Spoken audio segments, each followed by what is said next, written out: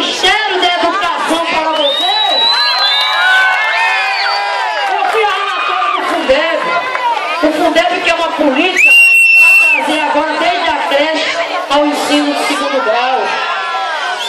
E agora, importante para o Ministério da Educação trazer a creche, trazer mais transporte escolar, organizar as escolas, trazer o tablet para os professores, trazer mais educação. Eu quero ainda, Petrônio, dizer que, por exemplo, no campo da saúde, você que conhece tão bem, você que é médico e é um profissional amado e respeitado e querido pelo povo de Santa Cruz, você já pensou o que é Santa Cruz? Doutor Petrônio, prefeito dessa cidade, e a gente tem também as forças escancaradas do Ministério da Saúde, com o ministro Alexandre Padilha, Petrônio.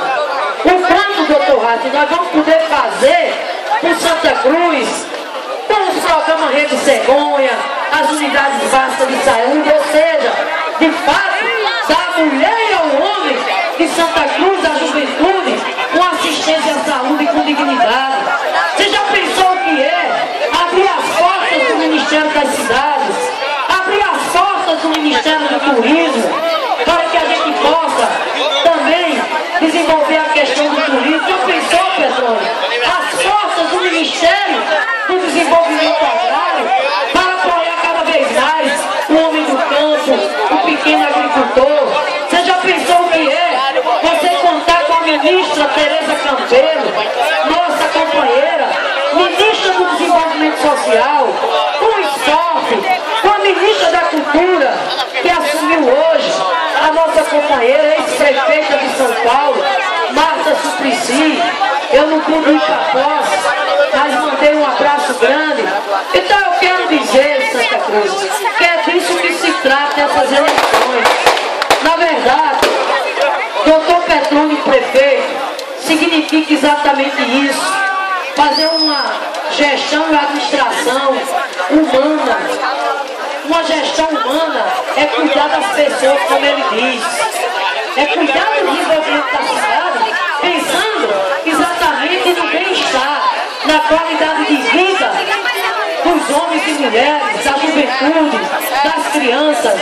Na verdade, doutor Petrônio, prefeito, significa a gente ter um diálogo com a cidade, a gente respeitar os servidores, a gente não só pagar o piso salarial do professor, que é uma luta grande da deputada Fátima Bezerra, mas mais do que isso, apostar no plano de carreira e salário.